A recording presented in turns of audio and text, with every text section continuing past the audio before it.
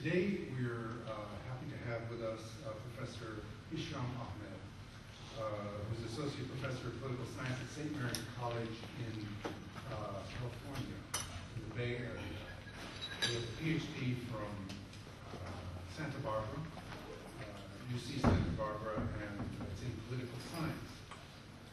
His most recent publications include Palestinian Resistance and Suicide Bombing, Causes and Consequences, and the Evolution of Hamas in Palestinian Society, Domestic, Regional, and International Determinants. In addition to his more academic work, he's also a frequent contributor to the online journal Bitterlemons and Al-Ayyam, the Al-Ayyam newspaper. He's a frequent guest speaker on a variety of international and local Arabic and English TV stations and other news media, such as CNN, McNeil-Lehrer Report, BBC World Service, Al Jazeera, New York Times, Washington Post, Chicago Herald Tribune, Boston Globe, Miami Herald, Los Angeles Times, Wall Street Journal, and The Economist, et cetera, et cetera. He's beginning to sound like Timur Gaxel with so many different interviews. In the year 2005, he had an interesting assignment. He was selected as interlocutor to the extensive interviews with all 7 Palestinian presidential candidates, including President Mahmoud Abbas on Palestinian TV. The title of his lecture today is American Foreign Policy Toward Palestine Before 1948, Reflections on Palestinian Self-determination Today. Please welcome Dr. Hisham Ahmed.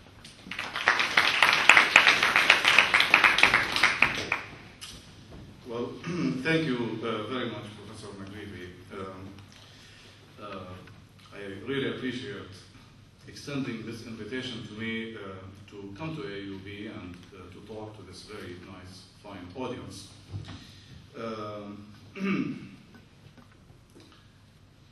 And I really want to recognize the very warm hospitality I have felt around here on campus by many people, and especially by the Al-Ayyam family, who were extremely hospitable.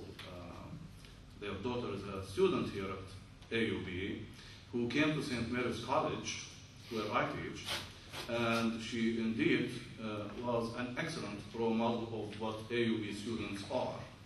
So I'm very pleased to be here, and I want to thank you for coming tonight to give me the opportunity to interact with you. Secondly, my topic is American foreign policy. It would be rather analytically critical in some sense, and because of this, just want to make it clear from the outset that one has to differentiate between the United States as a foreign policy maker, or factory, if you will, and the United States as a civil society, as a people. Certainly, Americans are very warm people, very friendly, easygoing, but that's not what we will talk about tonight. We will talk about American foreign policy, and I just want the distinction to be made clear. The third quick observation that I want to make is that most of the information I will be presenting tonight, as you will be able to tell, defies the conventional wisdom on the topic. The conventional wisdom holds that U.S. foreign policy toward Palestine was basically started in an organized fashion after World War II, after the creation of Israel. My research demonstrates otherwise, so I want you to bear with me. The last observation I want to make is that in dealing with American foreign policy toward Palestine, I want to take a somewhat different angle from the trend or from the traditional approaches on the subject, i.e., it is my contention that American foreign policy toward Palestine might be best understood if placed in a broader, wider global context of U.S. foreign policy in general. Hence, this is where I will start. For a few minutes, I want to talk about American foreign policy in its totality, very briefly, of course, and then I will shift gears to discuss U.S. foreign policy towards Palestine. It is my view that the topic would be better dealt with that way. I guess you would agree with me that we would not be meeting tonight to discuss American foreign policy toward Palestine were it not for the fact that there is a serious problem, to say the least, in the relationship. However, one can also say that the essence of the Palestinian struggle over the years for independence, freedom, statehood, is at the heart of American political thought and process. How so? The idea that a people should be governed by its own consent is one of the tenets of American political thought. Certainly, this theme was elucidated on many occasions, but most clearly by Thomas Jefferson himself in the Declaration of Independence. But Jefferson's ideas obviously clashed on several occasions with America's desire to expand its influence somewhere else. That is, if we take, for example, the Monroe Doctrine of 1823, while in public claiming to protect Latin America from European interference, it actually intended to consolidate U.S. interests in territories outside the American Republic. In other words, there was a duplicity between theory and practice. Theodore Roosevelt's corollary to the Monroe Doctrine, which was enunciated at the beginning of the last century, was an even more concerted step towards institutionalizing American involvement in Latin America. The underlying motivation in both instances was the drive to advance the national strategic interest of the United States. This is basically the argument we constantly hear, that is, that U.S. foreign policy is governed by the attempt to advance U.S. strategic interests. Now, that the peoples of the region, Latin America, aspire to govern themselves free of any outside intrusion, be it American or European, seems to have been of lesser concern to the United States, the power whose objective was to impose its hegemonic influence. In retrospect, today, I guess all of us perhaps are confronted or confront ourselves with an unavoidable question of how a country can fight for the independence of its people, i.e. the United States, and the sovereignty of its territory, while persistently denying those rights to other peoples. To push the argument a little bit further, even on its own territory, while the American colonists were working diligently to free themselves of British control, they simultaneously launched what you may call an abashed conquest of the Native Americans, in the process endangering the very existence of this people. Now, in this context, one perhaps can deduce that the United States' motives for championing the principle of self-determination as the governing principle of international relations after World War I were perhaps not entirely genuine. Woodrow Wilson, who was a shrewd statesman, intended to apply that principle of self-determination. This is the essence of the Palestinian question, by the way. He intended to apply that principle, as it seems, based on the record, only to peoples living in countries with whom the United States and its allies were in conflict. That is, with the tacit consent of the United States under Wilson, the principle of self-determination was denied application in the case of peoples under British and French colonial rule. That is, take, for example, French colonial rule over Algiers was not questioned. The problem of Northern Ireland today goes back to those days of World War I. The goal, obviously, of the Allied countries was not self-determination. It was not the freedom and the independence of peoples. And that's only normal and natural. I mean, countries do look after their interests. The goal of the Allied countries, which makes sense, was to dissolve the territorial hegemony of the countries with whom they are at war, the Austro-Hungarian, German, and Ottoman empires. The United States' involvement in Mexico during World War I, it can be said, threw further doubt on Wilson's sincerity in championing a universal application of the principle of self-determination.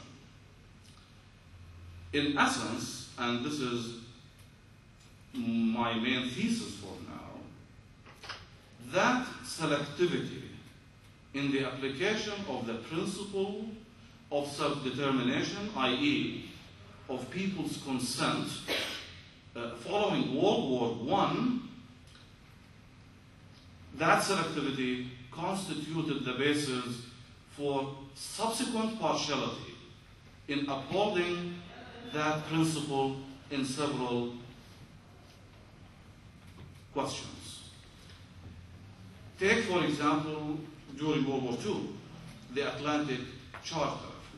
While the Atlantic Charter of 1941, on the surface called for respect of the right of each people to govern itself independently, its application actually was limited.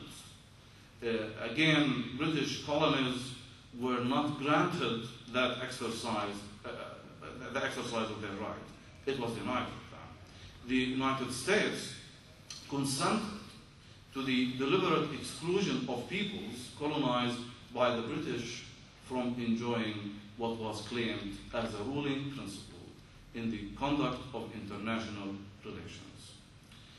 Later on, concern over the national strategic interests of the United States would once again clash with the aspirations of another indigenous people, the Vietnamese. That the Vietnamese were entitled to choose their own representatives or to determine the style of government they desired, or to preserve their national identity and to protect the territorial integrity of their country, was unfortunately of secondary significance, if considered at all, in the minds of American foreign policy makers. But the cases of Native Americans, Mexico, and Vietnam are not isolated incidents in the conduct of American foreign policy making, especially towards other peoples. The United States support of Batista in Cuba. Now, let's put aside what some people may think of Castro. The U.S. support of Batista in Cuba and Trujillo in the Dominican Republic against the will of their respective peoples until these dictators were overthrown the US backing of Somoza in Nicaragua and of the Shah in Iran, to bring the issue closer to this region, until these dictators were ousted in '79. The consolidation of the dictatorships of Marcos in the Philippines. Marcos was so dictatorial to the extent where Amilda, his wife, when he was ousted, it was found out that she owned 2,000 pairs of shoes. Of Duvalier in Haiti, until that support, or the support of these dictators, became politically unprofitable, are all examples of US negation of the right of peoples in the third world to govern themselves independently.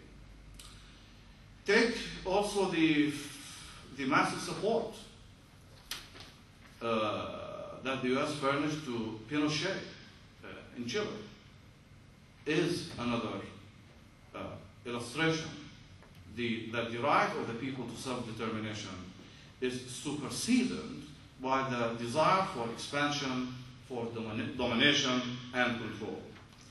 The unreluctant backing of the South Korean regime, despite the fact that the South Koreans constantly express their opposition to the rule of the dictator, is yet another example in a whole series of denials. What else? The long-term support of apartheid in South Africa against the indigenous people also provides another example for the argument that the United States applies the principle of self-determination only when a people of a white European race friendly to the United States is concerned. Why do things work the way they do then? There is a sweeping belief on the part of some policymakers in the United States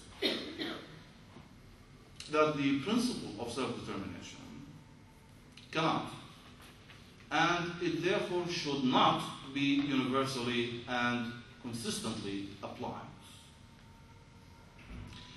And in my view, that belief lies at the core of the Palestinian problem.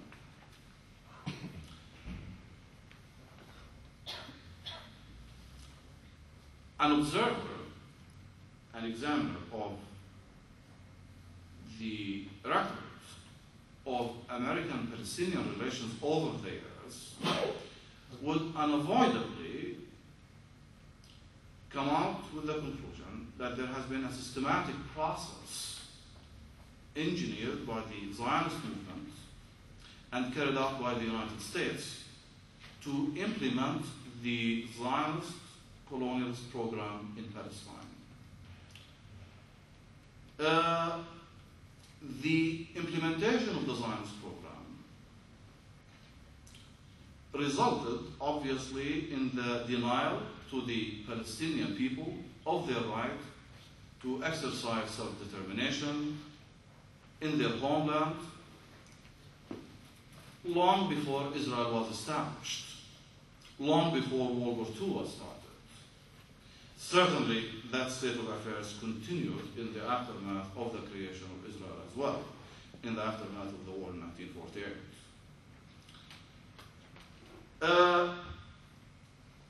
The Wilson administration, based on the records, was fully aware of the nature of the Zionist colonial plan for Palestine. Wilson was informed more than once. He was communicated to by the U.S. Consul in Jerusalem, Otis Glazebrook, in 1919, that if the Zionist project in Palestine was to be implemented, it would unavoidably lead to massive bloodshed. Despite the fact that Wilson was informed also by the King-Crane Commission that the implementation of the Zionist program would flagrantly violate the right of the Palestinian people to self-determination, Wilson failed to ensure the upholding of that principle which he unflaggingly championed. I presume most of you are familiar with the King Crane Commission and with its report, the commission that was sent to Palestine, to Syria and Lebanon in 1919 to investigate the situation there and basically see what the wishes of the people are. And we are AUB, and I have to say it for the record that AUB, the president of AUB at the time, Howard Bliss, had an instrumental role in prevailing upon Wilson to have him send the commission to these provinces, former provinces of the Ottoman Empire. And the commission published, or the commission prepared, an extremely important report, one of the most important reports. But what was done to that report, it was completely suppressed for 3 years. Nobody knew what the report contained for 3 years.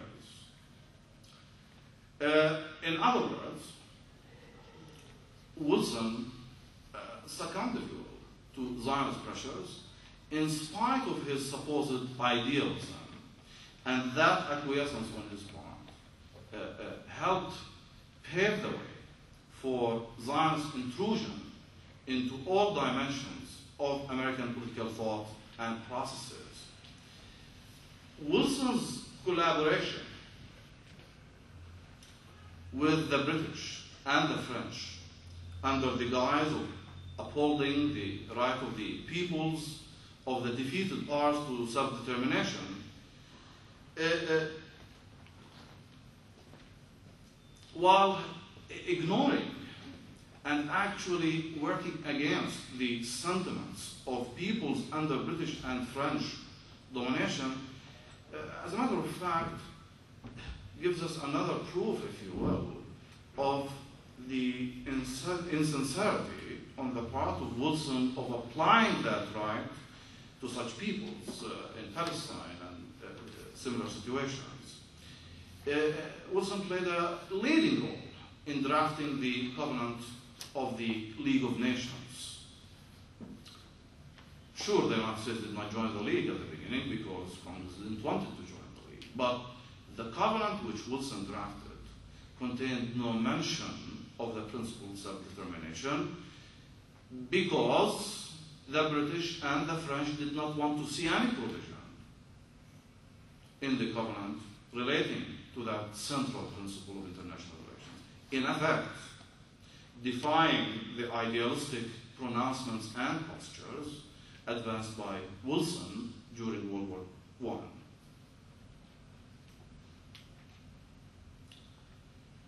Well, during World War I and the years thereafter, the Palestinian people were continually referred to as the non-Jewish communities of Palestine. That is, they, the majority, were referred to as the non-majority of the minority, so to speak. Although, now, this posture, this reference was initially pronounced by the British government in the Balfour Declaration, the role played by Zionist figures in the Wilson administration in drafting the Balfour Declaration should not be underestimated. Unfortunately, we tend not to see much information on that in most of the works and books published on the Balfour Declaration. We are constantly told that the Balfour Declaration was basically drafted by issued by the British, and that is true.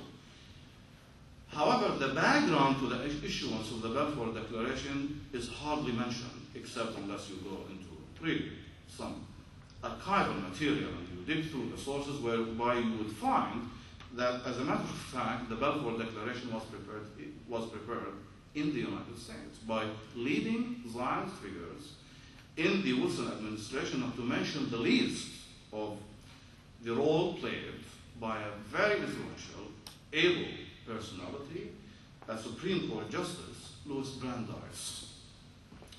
Now, this negation of the national identity of the Palestinian people was accompanied by a colonialist program to dismantle the territorial integrity of Palestine. Take, for example, during the Paris Peace Conference in 1919, Zionist spokesmen were cordially invited and brought in to address the Paris Peace Conference, while no Palestinian representative was allowed. In 1919, as some of you may know already, Faisal, who was invited to address the peace conference on behalf of the Arabs, despite the fact that he had been designated perhaps only by the British, and didn't really represent the will of the Arab peoples, much less the Palestinians. So on several occasions, Wilson declared his support for the implementation of the Balfour Declaration. The statements he issued, that is Wilson, constituted an impetus for Zionist supporters in Congress to legitimize colonial aims, as was the case in a famous congressional resolution passed in 1922 on Palestine. Wilson's skillful management led, among other factors, to the suppression for 3 years of the findings contained in the report of the King-Crane Commission, as I mentioned earlier. And that in itself, that suppression in itself created an environment which permitted total disregard for the question of Palestine, but also for very conscientious opinions and analysis made by some concerned American figures about the conduct of American foreign policy making. Most notably was the analysis and the testimony presented by an important personality at the time, a professor from Yale, Edward Bless Reed. Edward Bless Reed presented an invaluable testimony on the situation in Palestine during the congressional hearing in April of 1922. In most books, most works on that era would definitely make reference to the congressional resolution of 1922, that it was in total disregard, total violation of the right of the Palestinian people, but really hardly any mention of the centrality, the importance of the debate which preceded the passage of the resolution. Reed, and maybe during the question and answer period we can talk more about that, presented an extremely moving testimony. He told members of Congress that in 1919, he was a hardcore Zionist. And he went to Palestine with the American Red Cross because he really wanted to build the Jewish homeland. He wanted to achieve the Zionist dream. But he witnessed firsthand the nature of the atrocities that were being committed against the people on the ground there, the total disregard for their rights and for their well-being. And therefore, that was more or less a metamorphosis in his life, an extremely turning point, whereby he decided after 6 months to return from the mission he was going on. Well, neither the significant information provided by King and Crane or the facts presented by Reed were acted upon or even considered by Congress. Congress passed its resolution in 1922. Reed informed the subcommittee in charge of the hearing that the information he presented was taken basically from Zionist sources, but there was total disregard. Now, under the guidance of Supreme Court Justice Louis Brandeis, whom I mentioned earlier, the overriding concern of the United States actually became the implementation of Zionist goals and the consolidation of colonial interests in Palestine. Advocates of this policy were fully informed and fully aware of the suffering which would be inflicted upon the people of Palestine if these goals were to be realized. I mean, there was a whole trauma, if you will, between Wilson and his Secretary of State at the time, Robert Lansing, because Lansing was of the view that supporting the Zionist program in Palestine would basically negate the essence of the principle of self-determination and the 14 points that Wilson had during the war.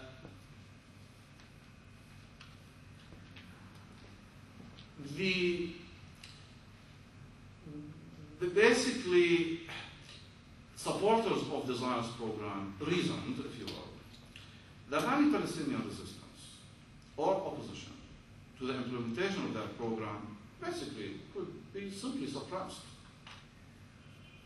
It's not significant. And they gave examples that it can be suppressed exactly as the Native Americans' resistance had been suppressed.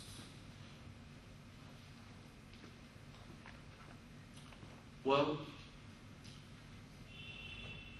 in this kind of environment, which was characterized by the negation of Palestinian rights, by the falsification of demographic and topographic facts about Palestine, Congress passed that resolution in 1922 in support of a program that basically really aimed at uprooting Palestinians from their homeland.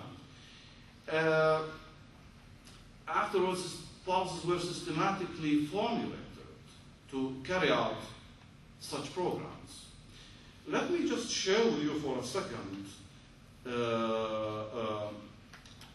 how Reed's testimony was responded to by some participants, other participants in the hearing, that might put things in perspective somewhat.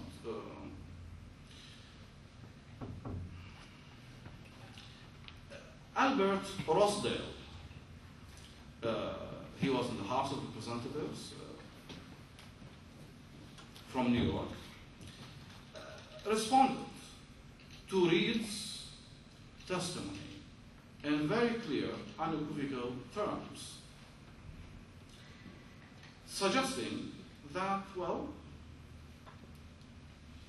there's no uniqueness in the United States supporting the Zionist program in Palestine. He said, and I quote, "The resettling of Palestine has created a situation somewhat akin to that of the American colonist in his struggle with the American Indian. For like the early American settler on this continent, the Jewish colonist frequently has to till the soil with a rifle in one hand and a hoe in the other. The nomadic Arab raiders on a smaller scale are fighting the civilization of the Jewish settler as the Indian fought the American settler on this continent in the early days."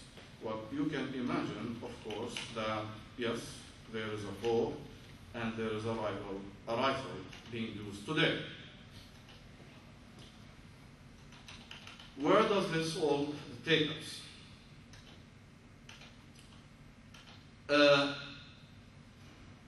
Following the Congressional Resolution of 1922, the United States began to feel that perhaps its uninvolvement in the League of Nations did not really play in its favor. The British were left to carve out the destiny of Palestine as they saw fit, and as a result, the United States entered into some type of a treaty with the British to secure American interests in Palestine. They went into the Anglo-American Convention on Palestine in 1924 the objective of which was to guarantee, to safeguard American interests in Palestine on equal footing with those of the British. During World War II, Franklin Roosevelt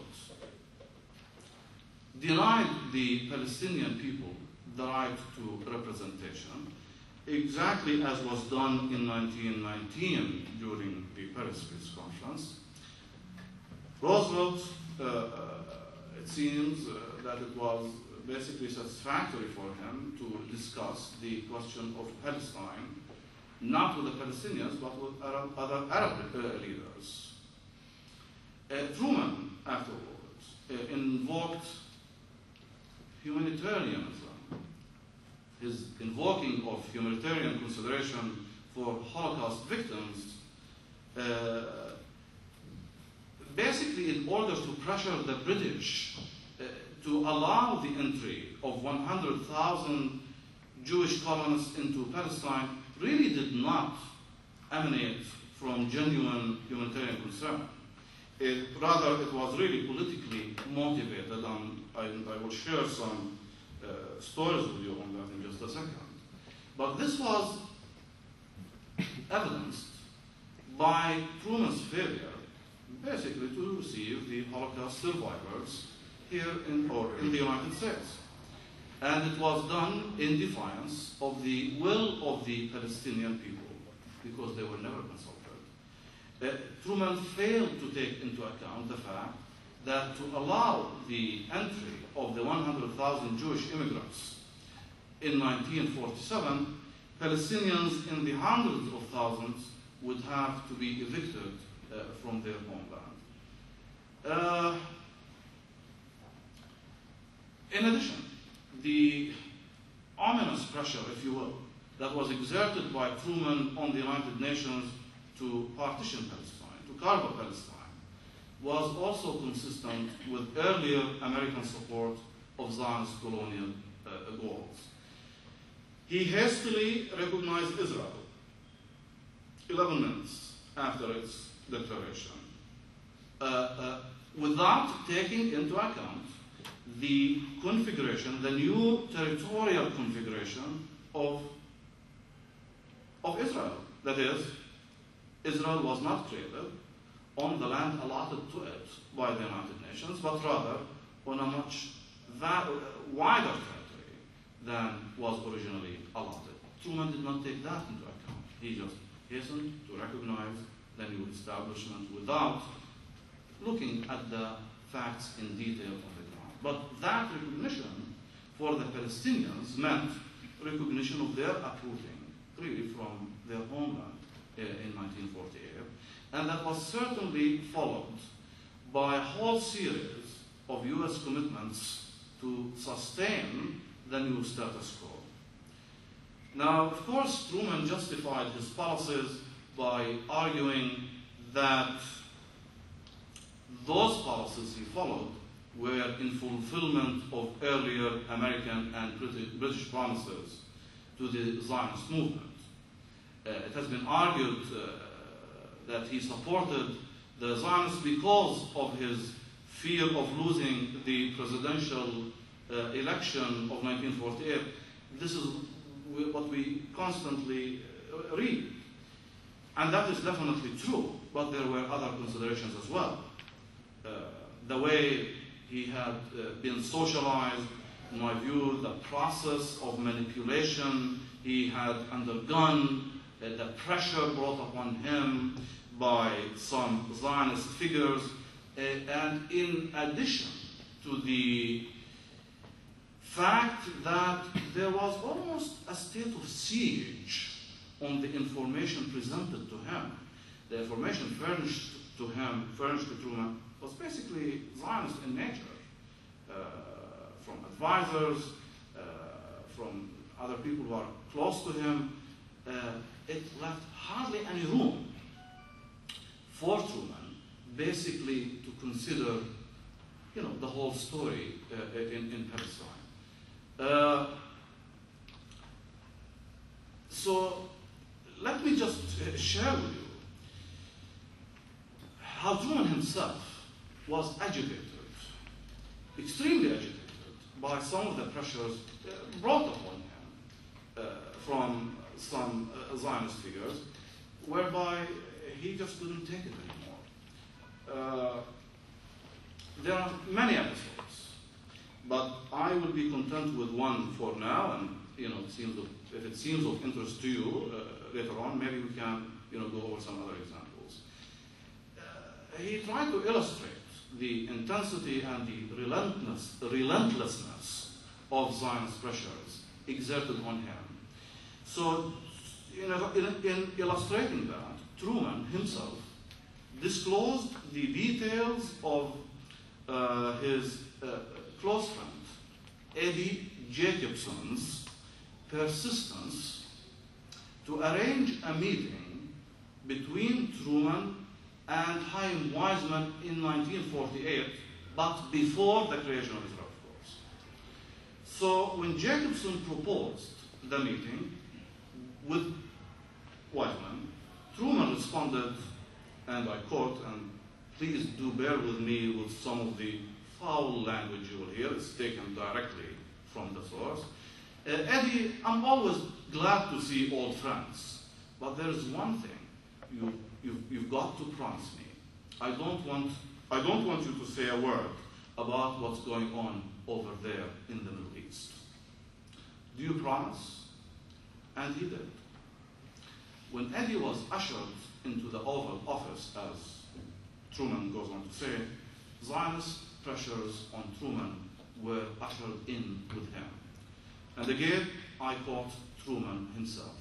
This is how he describes what happened. Great tears were running down his cheeks, and I took one look at him, and I said, Eddie, you son of a bitch, you promised me you wouldn't say a word about what's going on over there. And he said, Mr. President, I haven't said a word, but every time I think of the homeless Jews, homeless for thousands of years, and I think about Dr. Weizmann, I start crying. I can't help it. He is an old man, and he spent his whole life working for a homeland for the Jews, and now he is sick, and he is in New York, and wants to see you.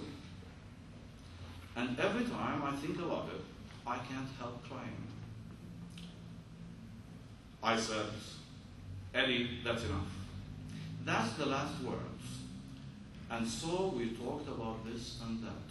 But every once in a while, a big tear would roll down his cheek. At one point, he said something about how I felt about old Andy Jackson. And he was crying again. He said he knew he wasn't supposed to, but that's how he felt about Weizmann. I said, Eddie, you son of a bitch, I ought to have you thrown right out of here for breaking your promise. You knew damn good and well I couldn't stand seeing you crying. And he kind of smiled at me, still crying, though, and he said, thank you, Mr. President, and he left. After he was gone, I picked up the phone. This is Truman. I picked up the phone and called the State Department. And I told them I was going to see Weizmann. Well, you should have heard the carrying on. The first thing they said Israel wasn't a country yet and didn't have a flag or anything. They said, if Weizmann comes to the White House, what are we going to use for a flag? And I said, look here, he's staying at the hotel in New York, and every time some foreign dignitary is staying there, they put something out. You find out what it is, and we'll use it. And I want you to call me right back. Well, just a couple of days later, the meeting was arranged, and Weizmann came into the White House from the back gate. Nobody knew about it. The media didn't know anything about it, and the whole deal was finished. And of course, Jacobson felt that he struck an extremely big success. Just one simple example. Let's see, how much more time do I have? It's about 7 minutes or so. Let me just maybe take 5 minutes, is that? Sure. Okay. Just talk about the present for a moment in 5 minutes. You know, the peculiar nature of American Zionist relations before 1948, of course, continued to shape American-Israeli relations and American-Palestinian relations after the establishment of Israel. The United States had institutionalized, in a way, the denial of the Palestinian right to self-determination through a long series of pronouncements and programs between the two world wars. But it also committed its foreign policy thereafter to keeping the Palestinians dispersed as refugees. And the mechanism for carrying out this goal was the establishment of the United Nations Relief and Works Agency for Palestine in UNRWA. 1949-50, the United States became the major financier of the agency, and there's a whole theory discussing the motives and the implications for such humanitarian aid by the United States. Certainly, that humanitarian aid cannot be understood in isolation from the long-held negative view held by the United States of the Palestinian people. The urgent assembling of funds for UNRWA was intended to provide a painkiller, as it seems, for Palestinian suffering after the Nakba of 1948. And the intent was basically to diffuse unrest among the Palestinians themselves. And the means employed focused on fragmenting the cohesiveness of the Palestinian national identity by, among other things, attempting to engineer their integration into different Arab societies. It didn't work, but that was the attempt. The goal was basically to preserve and strengthen Israel. And what happens to the Palestinians was of absolutely secondary concern. Let me just in brief say the following, that to achieve its policy towards Palestine, the United States basically relied on a number of techniques and tools, and I'll just mention them very quickly now. We can discuss them later on. Number one, and that continued to be the case from 1948 up until 2008, with varying degrees, with different styles, sometimes different cosmetic work, every now and then. Number one, the United States attempted to weaken the legitimate Palestinian representation among the Palestinian people themselves, using different techniques, by providing seemingly humanitarian aid through UNRWA and other tools as well. But that definitely was a strategic policy for the United States over the years, i.e. to weaken Palestinian representation. We saw it with the PLO, we see it today, we saw it in later years with Yasser Arafat when he was placed under siege. We see it today with the elected Palestinians from Hamas, regardless of how one feels about Hamas. Number two, the United States also tried to contain Palestinian military, political, and diplomatic strength in the Arab world by encouraging and supporting some client Arab regimes to crush the Palestinian movement. And the record is voluminous on that. I mean, you can read literally tons of books on the concerted efforts to encourage some, rulers to lash out at the Palestinians. Certainly, sponsoring and backing the Israeli invasion of Lebanon in 1982 complemented that intent to dismantle the Palestinian national identity. The third tool was that the United States also utilized its diplomatic weight in the United Nations General Assembly and Security Council to block almost all efforts by the international community to recognize the right of the Palestinian people to self-determination. Up until today, by the way, whenever there is, the annual resolution by the General Assembly to re-emphasize the right of the Palestinian people to self-determination, more often than not, the United States, perhaps with Micronesia, sometimes, and I know this will surprise many of you, sometimes with Norway, stands in opposition to the emphasis or reassertion of the right of the Palestinian people to self-determination. And of course, as you very well know, America's veto power in the Security Council compensates for its lack of success in the General Assembly, because in the General Assembly, I mean, the US votes no, it doesn't mean that the resolution doesn't pass. The fourth tool, and this is very fascinating, I think, is that the United States has frequently stressed the need for peace initiatives, peace doctrines, and peace plans in the Middle East. This is ironic, but this is done in an attempt to fill political vacuums in the region. Such peace-making efforts almost always exclude the legitimate representatives of the Palestinian people from any proposed settlement of the conflict. And we can discuss that in more detail if you want later on. Let me just mention one last tool, and then we'll leave it at that.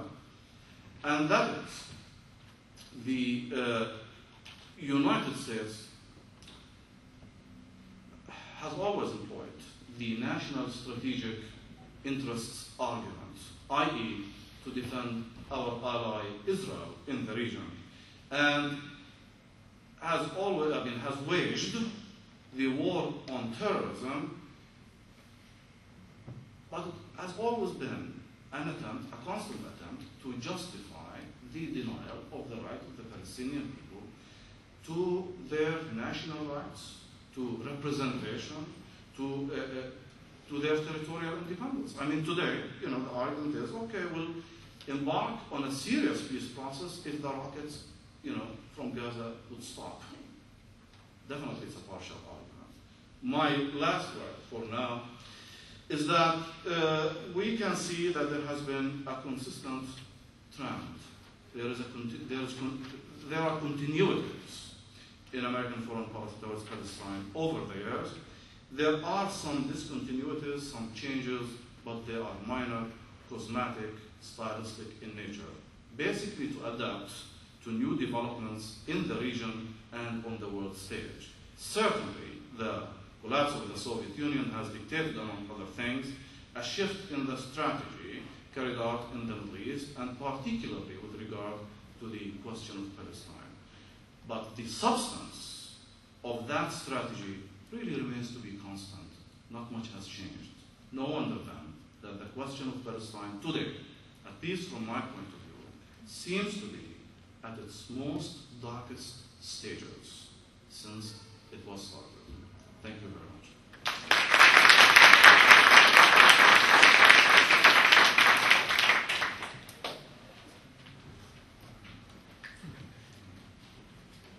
We have time for questions. Taylor, here's one right here.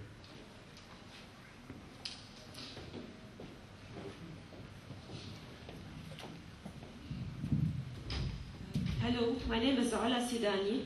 Thank you very much for this interesting lecture. My question is, apart from the Zionist influence, I still don't understand the reason behind the Americans forbidding self-determination to the populations that were colonized by the British worldwide. Thank you. Well, shall we take each question? Or?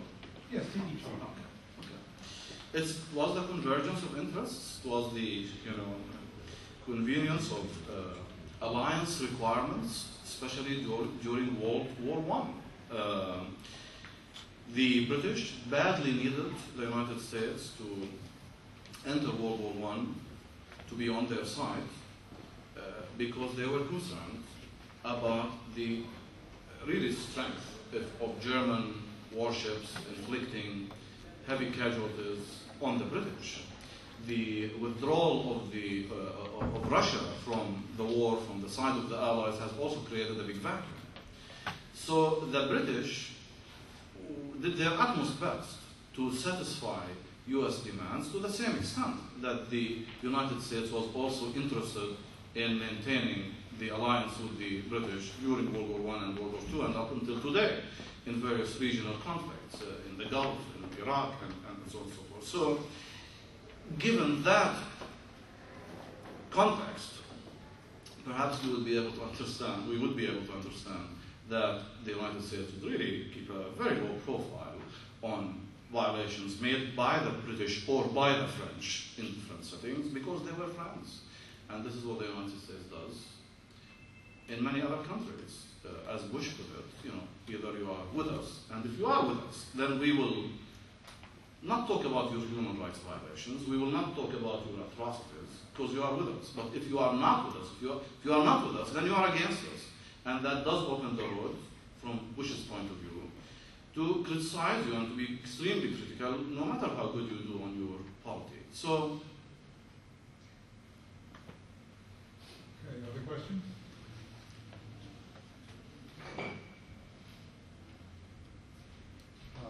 I have a question.